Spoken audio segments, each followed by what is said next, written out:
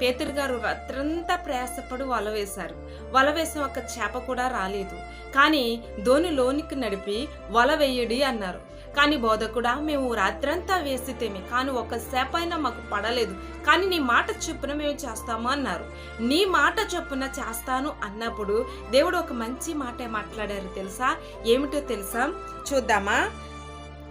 మత్తయి సువార్త 4వ అధ్యాయం 18 యేసు గలిలయ సముద్రమున నడుచుచుండగా పేతురు అనబడిన సీమోనాతు సహోదరుడే అందరు ఇద్దరు సహోదరులు సముద్రములలో వలలు వేయట చూచెను. వారు జాలరులు.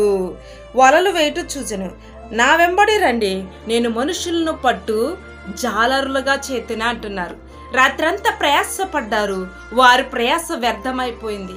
ఎప్పుడైతే దేవుని మాట మీద వల వేశారో ఆ వలలో అనేక చేపలు పడ్డాయి.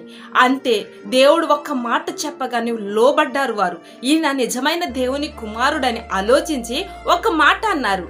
ఆయన ఏమన్నారు తెలుసా?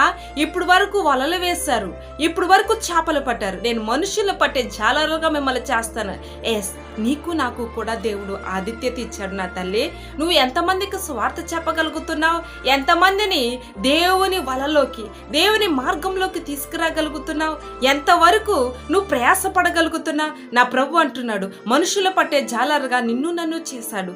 మనుషులకు చెప్పే మనుషులుగా మమ్మల్ని చేశారు. ఎందుకంటే చేమ వెళ్ళి ఒక మనిషికి చెప్పడానికి సరిపోదు.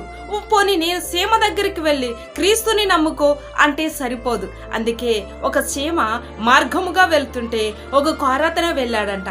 ఆ కారతన తప్పుకో చీమ అని చెప్తే వెళ్ళలేదు.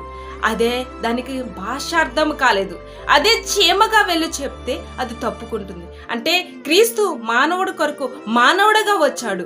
మానవులను రక్షించటానికి మానవ అవతారం ఎత్తి నన్ను నిన్ను రక్షించాడు. మరి మనుషులను పట్టడానికి నన్ను నిన్ను కూడా ఏర్పరచుకున్నారు కదా. మరి మనం ఆ పని చేద్దామా?